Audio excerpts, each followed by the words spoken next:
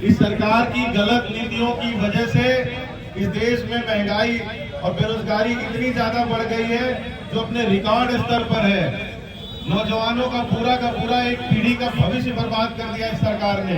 इन्हें अंदाजा भी नहीं होगा, हमारे नौजवान नौकरी से ओवर एज हो चुके हैं। इनसे पूछिए, जो भी भारतीय जनता पार्टी के लोग मिले आपसे, उनसे जरूर ये पूछिए कि अपनी पीठ थपथपाने वाली ये सरकार 2018 में एक भर्ती निकाली थी ग्रुप डी की रेलवे में, वो अभी तक क्लियर नहीं कर पाई है।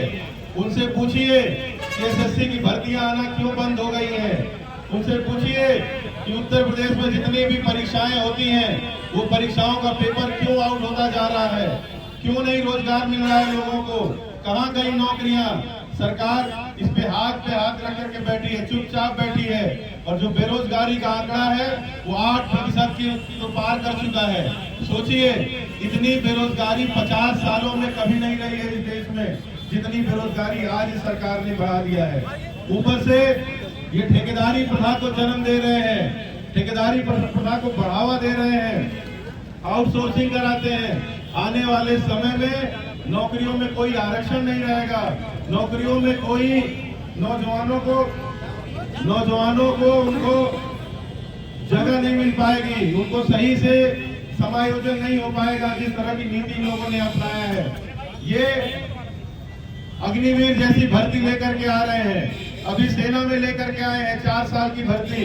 उस भर्ती में न कोई रिटायरमेंट का प्लान है, न कोई पेंशन का प्लान है, और शहीद अगर आप हो गए तो शहीद का दर्जा भी ये सरकार नहीं देगी। सोचिए, इतना सेना के साथ इस तरह का संवेदनशील जो मुद्दा है उसके साथ इस तरह का व्यवहार किया जा रहा है इस सरकार के द्वारा। किस तरह का फैसला ये सरकार ले रही है। ऊपर से सेना के साथ साथ अब बैंकों में भी वही लाने की तैयारी है, वही योजना लाने की तैयारी है। उन बैंकों में जिन 26 बैंकों को एक साथ इन लोगों ने प्राइवेटाइज कर दिया था, निजीकरण कर दिया। वो बैंक वाले बहुत सारे कर्मचारी होंगे जो भारतीय जनता पार्टी को वोट दे रहे हैं, लेकिन वही कर्मचारी आज निजीकरण के खिलाफ हड़ताल पे बैठे हुए हैं।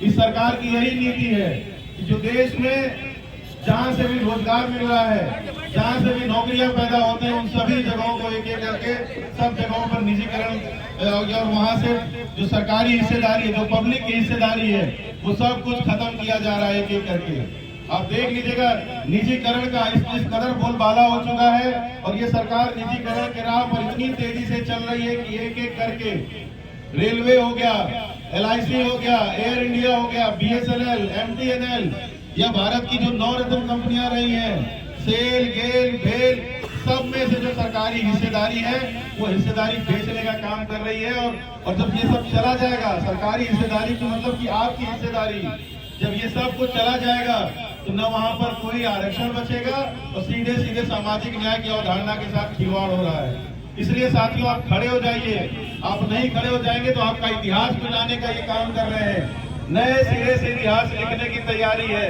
उसमें झूठा दिखाया जाएगा, उसमें हमारे नेताओं को जो स्वतंत्रता संग्राम सेनानी थे उनको कमजोर दिखाया जाएगा और अपने जो नए नायक गढ़े जाएंगे। बताया जाएगा कि सावरकर वीर थे, जबकि सच्चाई ये है कि उन्होंने पेंशन लेने का काम किया था और हमारे स्वतंत्रता संग्राम सेनानियों की मुखबिरी करने का काम किया था। इनके पास कोई नायक नहीं है। इन्होंने अपमान किया, इन्होंने गोली मारी है महात्मा गांधी जी को, जो इस देश को एकता और अखंडता के रास्ते पर लेकर चलना चाहते थे। अगर हमारे नेताओं की चली होती तो नहीं हुआ होता इस देश का बंटवारा। केवल इसी कट्टरता की वजह से इस देश का बंटवारा हुआ, जब हमारा देश 3 भागों में बंट गया।